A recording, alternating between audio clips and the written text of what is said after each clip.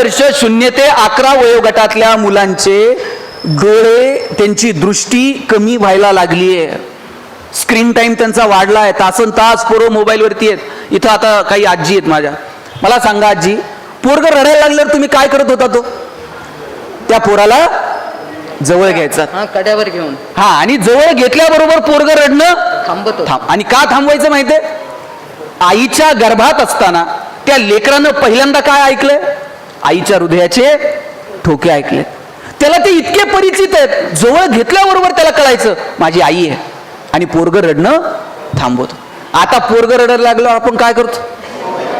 खरं खरं सांगायचं, पर्स मधनं मोबाईल काढायचा, आणि पोरग तर असलं पुढचं आहे, ते मोबाईल हातात आल्याबरोबर रडायचं थांबत. आईच्या स्पर्शाची जागा जर मोबाईलच्या स्पर्शानं घेतली असेल तर हा कुणाचा पराजय हो? हा विज्ञान तंत्रज्ञानाचा विजय आहे का मातृत्वाचा पराजय आहे? हे ठरवण्याची वेळ आली आहे. माझी सगळ्या आयांना विनंती आहे, पोरांना वेळ द्या, त्यांच्याशी बोला, त्यांच्याशी संवाद साधा.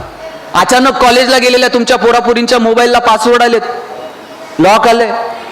आतापर्यंत पासवर्ड नव्हते. कॉलेजला जायला लागल्यापासनं दादाला वाटतं झोपतानाही फोन उशाला असावा, दिदीला वाटतं बाथरूम मध्ये जातानाही हातात मोबाईल असावा. आई बापाला कळू नये आता आपल्या मुलांसोबत आपल्याला बोलण्याची वेळ आली आहे. म्हणून योग्य वेळी तुमच्या मुलांसोबत बोला, त्यांच्या भावना जाणून घेण्याचा कधीतरी प्रयत्न करा. दुर्दैवानं आम्ही त्यांच्या भावना कधी जाणून घेतल्या नाही, त्यांच्याशी कधी संवाद साधू शकलो नाही. आम्ही एका वेगळ्या धुंदीत आहोत की नाही चाललंय, पण एक वेळ येते आणि तिथे वाटतं की नाही, वेळीच आम्ही आमच्या मुला मुलींच्या संस्कारांसाठी वेळ द्यायला हवा होता. घरात आपला भाऊ आपला ऐकत नाही, घरात वडील आपलं मुलाचं ऐकत नाही, मुलगा वडिलांचं ऐकत नाही. पण ही जी, आणि मी माहिती घेतली शिक्षणाच्या बाबतीमध्ये महाराजांनी केलेलं काम, गोरक्षणाच्या बाबतीत महाराजांनी केलेलं काम.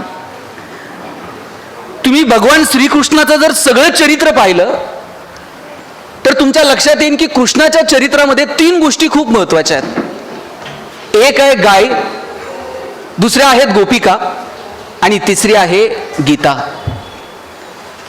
पण आज गाय सुरक्षित नाही, गोपिकांचा सन्मान ठेवला जात नाही, आणि गीता समजून घ्यायला कोणाला वेळ नाही. पुन्हा जर आपल्याला गोकुळ निर्माण करायचं असेल, आनंदाचं साम्राज्य निर्माण करायचं असेल, तर गाय सुरक्षित असली पाहिजे, या गोपिकांचा सन्मान केला पाहिजे, आणि गीता समजून उमजून घेतली पाहिजे, आचरणात आणली पाहिजे. आज झालंय असं, पुरोगामित्वाच्या नावाखाली धर्माला नाकारलं जात आहे. स्वतःला पुरोगामी समजणारे लोक धर्म अध्यात्म नाकारायला निघाले. धर्माला आणि अध्यात्माला नाकारून तुम्ही कोणत्याही शाश्वत विकासाकडे जाऊ शकणार नाही, हे सत्य आहे, आणि ते सत्य आपण समजून घेतलं पाहिजे. तुम्ही कोणत्या गोष्टींहून धर्म नाकारणार? कर्मण्येवाधिका रस्ते मा फलेषु कदाचन सांगत असताना लोक असं म्हणाले की अरे तुम्ही फळाची अपेक्षा नाकारता. अरे फळाची अपेक्षा नाही, चांगलं कर्म केल्यानंतर फळ मिळणारच आहे, त्याच्या पाठीमागं धावू नका, हे गीता सांगते. हे गीतेचं तत्वज्ञान मी समजून घेतलं पाहिजे. आज मी आपल्या सगळ्यांची मनोगत ऐकत होतो की या 4 महिन्यामध्ये आपण काय केलं, काय मिळवलं. या सत्संगाचं महत्व इतकं आहे, लक्षात घ्या. 4 महिने आपणच नाही, आपण आपल्या लहान मुलांना घेऊन आलं पाहिजे. मी आज नगरहून येताना माझ्या 3 वर्षाच्या मुलीला घेऊन आलोय. मी म्हटलं चल ऐकलं पाहिजे. आपण कधी ऐकणार आहोत? घरामध्ये आजी आजोबा होते, ते नातवाला जवळ घ्यायचे, त्याला रामकृष्ण समजावून सांगायचे, महावीर समजावून सांगायचे, आनंद ऋषींचा इतिहास सांगायचे, ज्ञानोबा तुकोबा सांगायचे. आता आजी आजोबा घरात आहेत पण त्यांना रामकृष्ण आठवत नाही. नातू म्हटलं गोष्ट सांग तर आजोबा गोष्ट सांगतात. एक होता राजा, त्याच्या 2 राण्या, एक आवडती एक नावडती. आता आज्यानं असं सांगितल्यावर पोरानं काय करायचं? तेच करतोय कॉलेजला. एक राजा 2 राण्या, एक आवडती आणि एक नावडती. तुम्ही काय पेरायचं ठरवलं? गहू पेरून ज्वारी उगवत नाही, ज्वारी पेरून हरभरा उगवत नाही. मगाशी अध्यक्षांनी विषय काढला की येणाऱ्या काळात येणाऱ्या पिढीला शाळा सुरू करा, त्यांच्यापर्यंत आपलं ज्ञान पोहोचेल. आणि मी सांगेल, पहिली शाळा घरात सुरू होते. तुम्ही ठरवलं पाहिजे तुम्ही तुमच्या लेकराला काय विचार द्यायचा. लहानपणी आम्ही गाणं म्हणायचं, तुम्ही म्हटलात का ते गाणं, एरे एरे पावसा? माहितीये का काय गाणं? एरे एरे पावसा, तुला देतो पैसा, पैसा झाला खोटा, पाऊस आला मोठा, एग सरी, तुझे मडके बरी, सर आली भाऊ, आणि मडके गेले भाऊ. हा, हुशार आहेत सगळे मला सगळ्यांना हे गाणं पाठ आहे. मग मी माझ्या आजोबांना विचारायचो, आजोबा हे गाणं का म्हणायचं? माझे आजोबा म्हणायचे आपला देश कृषीप्रधान आहे, कृषीप्रधान देशात पावसाची गरज असते. लहान मुलांनी अशी गाणी म्हटली की लहान मुलांचं देव बाप्पा ऐकतो आणि मग पाऊस पडतो. आमच्या बाप दाद्यानं आमच्या आज्या पंजानं सांगितलं आपला देश कृषीप्रधान आहे, येरे येरे पावसा म्हणा. आणि आज शाळेत गेल्यावर पहिल्याच वर्गात बाई शिकवतात रेन रेन. पोरांनी नेमकं करायचं काय? आज लहान पोरग जर शाळेत निघालं तर आई वॉटर बॅग भरून देते, सांगते तुझं पाणी तू प्यायचं, तुझं पाणी दुसऱ्याला द्यायचं नाही, दुसऱ्याचं पाणी तू प्यायचं नाही. आणि वर्गात गेल्यावर गुरुजी सांगतात एकनाथ महाराजांनी काशीहून आणलेलं पाणी गाढवाला पाजलं. पोरांनी नेमकं करायचं काय? आम्ही कोणता विचार आमच्या पोरांपर्यंत पोहोचवणार आहोत? आणि तो पोहोचवण्यासाठी आईबाप म्हणून आपल्याला वेळ तरी आहे का? किती पालक असे आहेत की आपल्या मुलांना वेळ देतात, त्याच्या गालावरून हात फिरवतात, वेळ प्रसंगी त्याच्या कानाला पकडतात, वेळ प्रसंगी त्याला जवळ घेऊन त्याच्याशी वेळच नाही पालकांना. नाही. शाळेमध्ये पॅरेंट्स मीटिंग असतात, 1000 पोरांच्या पाठीमागे 4 पालक येतात. त्यांच्या मागे इतकी कामं आहेत, ग्रामपंचायतचं इलेक्शन लागलंय, सोसायटीचं लागलंय, कॉर्पोरेशन आलंय, दिल्लीतल्या सरकारचं काय चाललंय, महाराष्ट्र गव्हर्नमेंटचं काय चाललंय. त्यातून वेळ मिळाल्यावर ते पोराला विचारतंय यंदा कितवीला आहे भाऊ? पोराला द्यायला वेळ नाही. आणि मग पोरांनी काय केलं माहितीये का? आपल्याला वेळ नाही ना, मग त्यांनी एक छान साधन त्यांच्या हातात आलंय आणि मग तासन तास पोरं त्या साधनामध्ये बुडून गेली. मगाशी कुणीतरी सांगितलं की आम्ही महाराजांची सगळी कीर्तनं युट्यूबवरती पाहिली. किती चांगलं साधन होतं मोबाईल. आज मी प्रत्यक्ष ऐकू शकत नाही, पण उद्या गेल्यानंतर मी ऑनलाईन बघेल कुठल्या पेजवरती आहे. किती सुंदर साधन होतं मोबाईल. पण त्याचा इतका अतिरेकी वापर केला. वय वर्ष 0 ते 11 वयोगटातल्या मुलांचे डोळे, त्यांची दृष्टी कमी व्हायला लागली आहे. स्क्रीन टाइम त्यांचा वाढला आहे. तासन तास पोरं मोबाईलवरती आहेत. इथं आता काही आजी आहेत माझ्या. मला सांगा आजी, पोरग रडायला लागल्यावर तुम्ही काय करत होता? तो त्या पोराला जवळ घ्यायचा, कड्यावर घेऊन, हा, आणि जवळ घेतल्याबरोबर पोरग रडणं थांबतो. आणि का थांबवायचं माहितीये? आईच्या गर्भात असताना त्या लेकरानं पहिल्यांदा काय ऐकलंय? आईच्या हृदयाचे ठोके ऐकले. त्याला ते इतके परिचित आहेत, जवळ घेतल्याबरोबर त्याला कळायचं माझी आई आहे, आणि पोरग रडणं थांबवतो. आता पोरग रडायला लागलं आपण काय करतो? खरं खरं सांगायचं, पर्स मधनं मोबाईल काढायचा, आणि पोरग तर असलं पुढचं आहे ते मोबाईल हातात आल्याबरोबर रडायचं थांबत. आईच्या स्पर्शाची जागा जर मोबाईलच्या स्पर्शानं घेतली असेल तर हा कुणाचा पराजय हो? हा विज्ञान तंत्रज्ञानाचा विजय आहे का मातृत्वाचा पराजय आहे? हे ठरवण्याची वेळ आली आहे. एकदम. तुमच्याकडे किती पैसे आहेत ना कोण विचारत नाही, लक्षात घ्या. 1 रुपयाचं नाणं सुद्धा वर जात नाही, 1 छदाम सुद्धा वर जात नाही, सुतळीचा तोडा सुद्धा वरती घेऊन जाण्याची सोय नाही. येणाऱ्या पिढीसाठी तुम्ही लाख रुपये कमवून ठेवा, 2 दिवसात उडवतोय नालायक असलं तर. त्याच्या मनगटात लायकी निर्माण करा कमवायची. जुन्या काळात आई वडील सांगायचे पोरांनो बापाचं नाव बुडवाल असं करू नका, आणि पोरग घाबरायचं बापाचं नाव तर बुडणार नाही ना, मी चांगलं वागतोय का? कारण बाप सांगायचा पोराचं बापाचं नाव बुडवू नको, आज्याचं नाव बुडवू नको, तुझ्या आज्यानं हे केलंय, तुझ्या बापानं ते केलंय. आता बापालाही वेळ नाही, पोरग डायरेक्ट बुडणाऱ्या क्रूजवरच जाऊन बसते. त्याला काही घेणं देणं नाही बापानं काय केलंय मी काय केलंय. म्हणून पोरांना वेळ देता येईल का? आणि आज जर तुम्ही वेळ दिला नाही तर येणाऱ्या काळात पोरं तुम्हाला वेळ देणार नाहीत, लक्षात ठेवा. आणि तुमच्या मनात असेल की आम्ही करतोय ते लेकरांसाठीच करतोय, काही नाही. त्यांना चांगला विचार द्या, त्यांना चांगला संस्कार द्या. अरे काय महावीर, शस्त्राच्या जोरावरती ज्यांनी युद्ध जिंकली त्यांना वीर म्हटलं गेलं, आणि कोणतंही शस्त्र हातात न घेता जे जिंकले त्यांना महावीर म्हटलं गेलं. हा महावीरांचा इतिहास. ज्ञानोबा तुकोबा, तुम्ही तर पुणेकर मंडळी नशिबान आहात, तुमच्या हाकेच्या अंतरावर ज्ञानोबा आहेत, तुमच्या हाकेच्या अंतरावर तुकोबा आहेत. कधीतरी घेऊन जा आळंदीला, कधीतरी घेऊन जा. काय तुकोबा आहे? इहलोकापासून ब्रह्मलोकापर्यंत इच्छित असणाऱ्या, अपेक्षित असणाऱ्या भोगाच्या त्यागाच्या वृत्तीला वैराग्य म्हणतात, हे वेदांत शास्त्र सांगतं. पण तुकोबा काय म्हणाले? आम्ही वैकुंठवासी आलो याच कारणासी, बोलले जे ऋषी साच भावे वर्तावया. ऋषींनी जे सांगितलं ते फक्त ऐकायला आम्ही जन्माला आलेलो नाहीत, ते आम्ही आमच्या कृतीतून जगून दाखवू. केवढा आत्मविश्वास आहे तुकोबारायांचा. इंद्रायणीनं गाथा परत केली हा आपण चमत्कार सांगतो. मी म्हणेल इंद्रायणीनं गाथा परत केली हा चमत्कार नाहीच, तुकोबांचं तेवढं सामर्थ्य आहे. खरा चमत्कार काय माहितीये? पिढ्यान पिढ्या चालत आलेली महाजनकीची सगळी कागदपत्र तुकोबारायांनी इंद्रायणीत नेऊन बुडवून टाकली.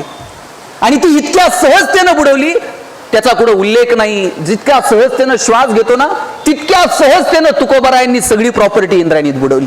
त्याचा कुठं फ्लेक्स लावला नाही, कुठं बॅनर लावला नाही. शेतकऱ्याचं कर्ज माफ करणारं पहिलं गव्हर्नमेंट जगद्गुरु तुकाराम महाराज. हे कधी सांगणार आहोत आम्ही आमच्या पोरांना? ज्ञानोबांचं पसायदान आम्ही कधी सांगणार आहोत लेकरांना? त्यांना जवळ घेतलं पाहिजे, त्यांना ज्ञानोबा तुकोबा आपण समजून सांगितले पाहिजेत. तुम्हाला सांगतो, येणाऱ्या पिढीसाठी वेळ द्या.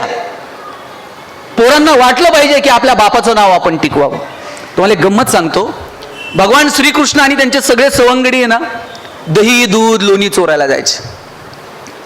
आणि मग पहा, त्यात सुद्धा एक गंमत आहे. भगवान श्रीकृष्णाला त्यातून संदेश द्यायचा होता, गवळणींनो, तुम्ही हे मथुरेला घेऊन जाताना हे फक्त बाजार सजवण्यासाठी नाही. तुमच्या लेकरांचा आहार चांगला असला पाहिजे. तुमची लेकरं कुपोषित राहता कामा नये. हे खाऊ घाला तुमच्या लेकरांना. कुपोषण निर्मूलनाच्या विरोधात, त्या कुपोषण निर्मूलनासाठी आवाज उठवणारा, कुपोषणाच्या विरोधात आवाज उठवणारा पहिला जर कोण असेल तर भगवान श्रीकृष्ण आहे. त्यानं सांगितलं, काय हे दही दूध, हे काय फक्त बाजारात विकायला नाहीये, तुमच्या लेकरांना खाऊ घाला. आणि ज्या वेळेस ते दही दूध घ्यायला जायचे, भगवान श्रीकृष्ण आणि त्यांचे सवंगडी दही दूध चोरायला जायचे. एक गवळण म्हणली, सगळ्यांच्या घरी चोरी कराल, पण माझ्या घरी काय तुम्ही चोरी करू शकत नाही. कृष्ण म्हणला, ठीक आहे, संध्याकाळी बघतो. असं रात्री सगळे सवंगडी तिच्या घरी. हिनं काय केलं तर, वरती जे मडकं बांधलेलं होतं लोण्याचं, त्याला एक घंटी बांधलेली होती. आणि त्या घंटीची दोरी पायाला बांधलेली होती. म्हणजे कोण खायला गेलं, घंटी वाजली, उठायचं आणि पकडायचं. आता गेल्याबरोबर हे सगळे सवंगडी गाडग्याकडे उडी मारणार. कृष्ण म्हणला, थांबा, घंटी बांधली गवळणीनं, वाजली की पकडली का बदलते तुम्हाला. मग काय करायचं? कृष्णानं त्या घंटीला सांगितलं, लक्षात घे, माझ्या सगळ्या सवंगड्यांना खाऊ दे, जर का वाजली तर उद्यापासून एका मंदिरात ठेवणार नाही म्हटलं तुला. आता देवानं दम दिल्यावर काय करते घंटी? ती म्हणली, बाबा काय करायचंय ते करा, मी वाजत नसते. गप्प राहिली. सगळ्या सवंगड्यांनी लोणी फस्त केलं. कृष्ण म्हणला, अरे मला ठेवा एखादा घास. शेवटचा घास, आतापर्यंत घंटी वाजली नाही, शांत बसून राहिली. शेवटचा घास कृष्णानं उचलला, तोंडाला लावला आणि घंटी जोर जोरात वाजायला लागली. गवळण उठली, कृष्णाला पकडलं, बदड बदड बदडलं आणि म्हणली, तुला सांगितलं होतं ना. कृष्ण म्हणला, बरं ठीक आहे, आजचा दिवस जाऊ दे. जाताना घंटीला म्हणला, उद्या बघतो तुझ्याकडे सकाळी. म्हटला. घंटी म्हणली, देवा माफ करा, सगळे खात होते, मी वाजले का? अरे मग मी खायला लागल्यावर का वाजले?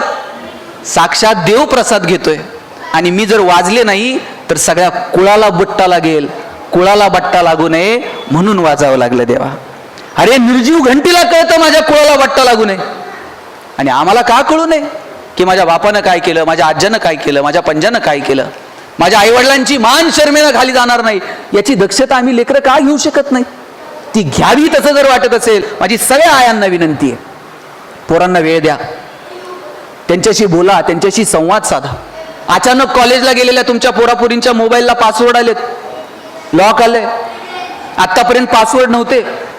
कॉलेजला जायला लागल्यापासनं दादाला वाटतं झोपतानाही फोन उशाला असावा, दिदीला वाटतं बाथरूम मध्ये जातानाही हातात मोबाईल असावा. आई बापाला कळू नये आता आपल्या मुलांसोबत आपल्याला बोलण्याची वेळ आली आहे म्हणून. योग्य वेळी तुमच्या मुलांसोबत बोला, त्यांच्या भावना जाणून घेण्याचा कधीतरी प्रयत्न करा. दुर्दैवानं आम्ही त्यांच्या भावना कधी जाणून घेतल्या नाही, त्यांच्याशी कधी संवाद साधू शकलो नाही. आम्ही एका वेगळ्या धुंदीत आहोत की नाही चाललंय, पण एक वेळ येते आणि तिथे वाटतं की नाही, वेळीच आम्ही आमच्या मुला मुलींच्या संस्कारांसाठी वेळ द्यायला हवा होता. दोघं आई वडील आयुष्यभर पैसे कमवत बसले, दोनही मुलं डॉक्टर इंजिनियर झाली आणि परदेशात जाऊन सेटल झाली. आईबाप रोज फोन करायचे, तुम्ही तरी भारतात या, नाहीतर आम्हाला तरी परदेशात घेऊन जा.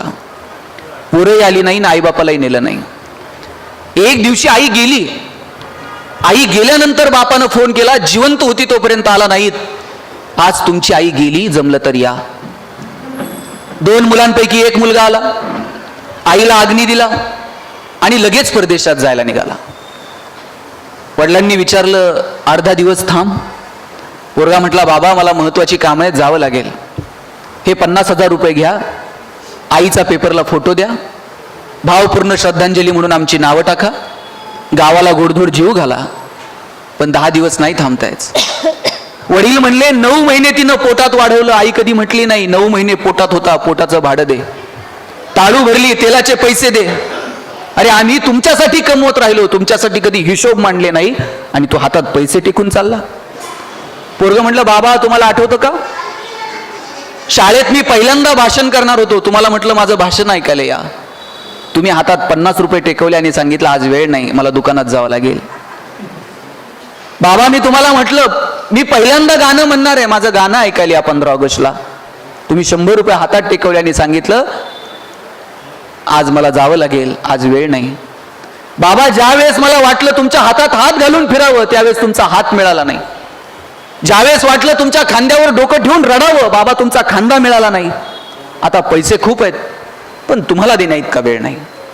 वडील म्हणले, राजा मी दोघांना फोन केलता, तू एकटाच आला, थोरला का आला नाही. पोरगं म्हटलं, दादाला म्हटलं होतं चल आईला शेवटचं बघून येऊ, परत आईला बघता यायचं नाही. दादा म्हटला मला महत्वाची कामं आहेत, आईच्या वेळेस तू जा, बाबांच्या वेळेस मी जाईल. आईला आणि बापाला दिवसांसाठी वाटून घेणारी माणसं जन्माला येतील, आणि यासाठी आमची पिढी कारणीभूत नसेल. आता ही परिस्थिती आहे, त्यासाठी तुमच्या पिढीचा गाफीलपणा कारणीभूत असेल. मी हात जोडून विनंती करेल, आमच्या पिढीसाठी तुम्ही पैसे कमवायच्या फंदात पडू नका. आम्हाला संस्कार देता येईल का, आमच्या मनगटात कमवण्याची रग निर्माण करता येईल का. सन्मार्ग, आमचे वडील सांगायचे वाईट मार्गाने मिळवलेलं धन म्हणजे प्रेतावरची फुलं आहेत, हसूही देत नाहीत आणि रडूही देत नाहीत. जे कमवायचंय ते चांगल्या मार्गाने कमवा. अरे पुरुषार्थ आहे, धर्म अर्थ काम आणि मोक्ष, 4 पुरुषार्थ सांगितलेत, त्यातला अर्थ हा सुद्धा पुरुषार्थ आहे. पण कोणत्या मार्गाने आणि कशासाठी खर्च करावा, मला वाटतं याची बुद्धी असायला हवी. ते जर एकदा आली ना मग मस्त जगता येतं. मला हेवा वाटतो की महाराज साहेब आपण शिक्षणाच्या पवित्र क्षेत्रामध्ये काम करतात. आज जर आम्ही शिक्षणाच्या क्षेत्रात चांगलं काम करू शकलो नाही, आरोग्याच्या क्षेत्रात चांगलं काम करू शकलो नाही, तर येणारी पिढी आपल्याला माफ करणार नाही. नगरच्या सिव्हिल हॉस्पिटलमध्ये परवा आग लागली, 11 लोक गेली. काय चूक होती हो त्यांची. 130 कोटी लोकसंख्या असलेल्या भारतासारख्या देशात आरोग्याच्या सुविधा अतिशय तुटपुंज आहेत. आजही ग्रामीण भागातल्या पोरांना शिकायचं म्हटलं तर शिक्षणाच्या सुविधा नाहीत, शिक्षणासाठी पैसे नाहीत. ही परिस्थिती बदलवण्यासाठी ज्यांच्याकडे आहे त्यांनी पुढाकार घेतला पाहिजे. मगाशी कुणीतरी टिफिनचा विषय काढला की पोरांच्या डब्याला काय. आम्ही ज्यावेळेस पुण्यात शिकायला आलो नगरवरून, सकाळी 9:30 वाजता शिवाजीनगरच्या स्टँडला आमचा जेवणाचा डबा यायचा, एसटीनी डबे यायचे. आज एसटीवाल्यांची परिस्थिती काय तुम्ही बघा. एसटीनी डबा यायचा आणि आम्हाला जर उशीर झाला नाही यायला, ड्रायव्हर कंडक्टर वाट बघत असायचे, पोरं अजून कशी आली नाहीत. त्याला वाटायचं गाडी जर गेली तर पोरं दिवसभर उपाशी राहतील. सकाळी 9:30 वाजता जर नगरहून पुण्याच्या शिवाजीनगरच्या स्टँडला डबा येत होता, तर आमच्या आईनं कितीच्या गाडीनं डबा दिला असेल, 6च्या गाडीनं डबा दिला असेल. 6च्या गाडीला जर आईचा डबा तयार होता तर आई किती वाजता उठली असेल, 4 वाजता उठली असेल, स्वतःच्या हातानं पीठ मळलं असेल, भाकर थापली असेल, आईच्या हाताचा स्पर्श त्या पिठाला झालेला असेल. 2 वर्षात मी चतकोर सुद्धा भाकर कधी फेकून दिली नाही. माझी आई माझ्यासाठी सकाळी उठते, डबा करते, पाठवते. ती भावना होती, चतकोर सुद्धा भाकर कधी फेकून द्यावीशी वाटली नाही.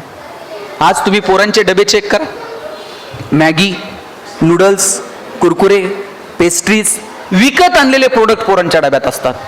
आणि अजून जर पैसे आले ना, बायका 100ची नोट टाकून देणार डब्यात, तिकडच जाण काय खायचंय ते खा. इथपर्यंत येऊ देऊ नका. मुलांसोबत बोलणं ठेवा, त्यांच्या आहाराची काळजी घ्या, त्यांच्या संस्कारांची काळजी घ्या, त्यांना स्पर्श द्या. लेकरांसोबत स्पर्श सुद्धा उरला नाही. लिपस्टिक पुसेल म्हणून बायका पोरांना फ्लाइंग किस द्यायला लागल्या, चलो बाबा टेक केअर. अरे ठराविक वयापर्यंत त्या मुलांना आपल्या स्पर्शाची गरज असते. तो स्पर्श आम्ही आमच्या मुलांना देतो का, मला वाटतं याचा विचार करा. खरं तर आज या कार्यक्रमाच्या निमित्तानं एवढ्या सगळ्या विभूती व्यासपीठावरती असताना माझ्यासारख्यानं फार बोलणं उचित नाहीये, पण तरी सुद्धा काही गोष्टींना मला स्पर्श करायचा आहे. त्या विषयांना छेडून मी माझे विचार थांबवेल. मला आवर्जून आपल्याला सांगायचंय की धर्म आणि अध्यात्म या गोष्टी तुम्ही कोणत्याही पातळीवरती नाकारू शकणार नाहीत, ही गोष्ट पहिल्यांदा लक्षात घ्या. शाश्वत विकासासाठी अब्दुल कलाम साहेबांनी जी कनेक्टिव्हिटी सांगितली ना, ग्रामीण भाग आणि शहरी भाग, त्या 4 कनेक्टिव्हिटी सांगितल्या. एक फिजिकल कनेक्टिव्हिटी, एक डिजिटल कनेक्टिव्हिटी, एक नॉलेजची कनेक्टिव्हिटी, आणि शेवटचा विषय अब्दुल कलाम साहेब ज्यांनी विज्ञान तंत्रज्ञानावरती काम केलं ते सुद्धा सांगतात शाश्वत विकासासाठी स्पिरिच्युअल कनेक्टिव्हिटी, आध्यात्मिक कनेक्टिव्हिटी खूप गरजेची आहे. 5-5 हजार वर्ष धर्म टिकले, वेड्यासारखे टिकले का? हा, स्थित्यंतर झाली, क्रांती झाली, उत्क्रांती झाली, काही तत्व बदलली. धर्म काय आकाशातून पडले का हो? धर्म म्हणजे तुमच्या माझ्या चालण्या बोलण्याची वागण्याची रीत म्हणजे धर्म, तुमच्या माझ्या आचरणाची पद्धत म्हणजे धर्म. हा वेगळं काही नाहीये. स्थित्यंतर झाली, ज्या गोष्टी समाजाच्या हिताच्या नाहीत, निसर्गाच्या हिताच्या नाहीत, त्या बदलल्या. आपल्याला धर्मानं काय सांगितलं? सम्यक ज्ञान, सम्यक चारित्र्य, सम्यक विचार, सम्यक दर्शन. सम्यक हा शब्द खूप महत्वाचा आहे. जे आहे ते विवेकाला धरून असलं पाहिजे, हे धर्म सांगतो. ज्ञान सुद्धा विवेकाला जर धरून नसेल तर त्याची वाईट कृती आपल्याला समाजात पाहायला मिळते. म्हणून ज्ञान सुद्धा सम्यक असलं पाहिजे. दर्शन, तुमची दृष्टी सुद्धा सम्यक असली पाहिजे. धर्मानं सिद्धांत सांगितला अपरिग्रह. काय? जगातला कोणता प्राणी आहे ज्यानं पुढच्या 10 पिढ्यांसाठी साठवून ठेवलंय? डाएट तुम्हाला मला करावा लागतो, अपरिग्रह आहे. आपल्याकडे ते अति झालंय, साठलंय. म्हणून माणसाकडे जी बुद्धी आहे, जी दृष्टी आहे ना, ती दृष्टी, ती बुद्धी आपण समजून घेतली पाहिजे. मला वाटतं त्याच्यासाठी म्हणून काम करावं. आणि निसर्गा इतकं समतोल शिकवणारं दुसरं काही नाही. मला सांगा, या जगामध्ये जी गुरुत्व शक्ती आहे, गुरुत्वाकर्षणाची शक्ती, ती प्रमाणात आहे, ती समतोल सांगणारी आहे. ती गुरुत्वाकर्षण शक्ती थोडी जरी वाढली तर काय होईल, किंवा ती थोडी जरी कमी झाली तर काय होईल? हे ब्रह्मांड टिकू शकेल? त्या ठराविक प्रमाणामध्ये गुरुत्वाकर्षणाची शक्ती आहे म्हणून ब्रह्मांड आहे. हवेतलं कार्बन डायऑक्साईडचं प्रमाण थोडं जरी वाढलं तर काय होईल? समुद्राची पातळी उंचावते, हवेतली उष्णता ती प्रमाणात आहे म्हणून सगळं ठीक आहे. निसर्ग तुम्हाला प्रमाणात राहण्याचा सल्ला देतो. आणि आज नाही, शतकोन निसर्गानं सांगितलंय माणसाला अवकातीत राहा. आता तर इथपर्यंत आणून सोडलंय माणसाला की न दिसणारा विषाणू सुद्धा जग थांबवू शकतो. किती किंमत दाखवून द्यावी माणसाला या निसर्गानं. चीनमध्ये मिंग राजवट होती, हिवतापाची साथ आली, मिंग राजवट उद्ध्वस्त झाली. आफ्रिकेमध्ये जनावरांचा प्लेग आला, जनावरांवरती आधारित असणारे सगळे उद्योग व्यवसाय धुळीला मिळाले. नेपोलियन युरोपवरती चालून गेला, युद्धाच्या जोरावरती युरोप जिंकलं, पण तिथे साथीचे रोग आले. तुटपुंज सैन्य घेऊन नेपोलियनला परत मायदेशात परतावं लागलं. शस्त्रांच्या जोरावरती जग जिंकता येणार नाही, हात उगारून जग जिंकता येणार नाही, हात जोडून जग जिंकता येईल. हात जोडून लोकांची मनं जिंकता येतील, निसर्गाला समजून घेऊन जग जिंकता येईल. मला वाटतं हा निसर्गाचा जो संदेश आहे ना, तो आपण समजावून सांगितला पाहिजे. म्हणून निसर्गाची काळजी घ्या. हवा, पाणी, स्वच्छता, आरोग्य, लाख रुपये पण आरोग्य नाही, काय उपयोग आहे का त्याचा? 10 साखर कारखान्याचे शेअर्स आहेत आणि डॉक्टरनं सांगितलंय चमचाभर पण खाऊ नको. 10 दिवाण बनवून घेतले झोपायला, डॉक्टरनं सांगितलंय मनक्यात गॅप आहे, चटईवर झोपत जा. आणि आज जर तुम्ही आरोग्याकडे लक्ष दिलं नाही ना, तर उद्या 40 गोळ्या रोज खाव्या लागतील. या वयामध्ये तासन तास आपण बसू शकतो का असं मांडी घालून? आता आपण बसलोय तर 10 वेळा चुळबुळ करतो, इकडं हाल तिकडं हाल. ही कशाची ताकद आहे? ही साधना, कृपा, आयुष्यभर असलेला संयम, या सगळ्याच्या जोरावर हे साध्य करता येतं. हे असं साध्य करता येत नाही. आणि आज जर आपण या गोष्टींकडे लक्ष दिलं नाही, 40 गोळ्या खाव्या लागतील. आणि कोणत्या, कधी खायच्या, तुम्ही लक्षात सुद्धा ठेवायचं नाही. चिप येतील मार्केटमध्ये छोट्या छोट्या, ते 5वीला सटवाई पुसता ना, तशी चिप पुजायची, त्याच्यात 40 गोळ्या ढकलून द्यायच्या, मनगटात चिप ढकलून द्यायची. आईनं कामाला जाता जाता एंट्री करायची, सकाळी 2 ह्या, दुपारी 2 त्या. बापानं जाता जाता एंटर मारायचं. एंटर मारलं का एक एक गोळी रक्तात आपोआप सर्क्युलेट होत. इतकं विज्ञान तंत्रज्ञान पुढे गेलं. आणि चिप लय महाग नसतील, घाबरू नका. महिला बालकल्याण विभागाकडनं BPL कुटुंबांना मोफत आणि APL कुटुंबांना सवलतीच्या दरात दिल्या जाते. आणि चायना प्रोडक्शन करायला लागलं का कोणत्या पण पानाच्या टपरीवर 1-1 रुपयाला मिळून जाईल. इथपर्यंत आपल्याला आपल्या आरोग्याला घेऊन जायचंय का? निश्चित नाही.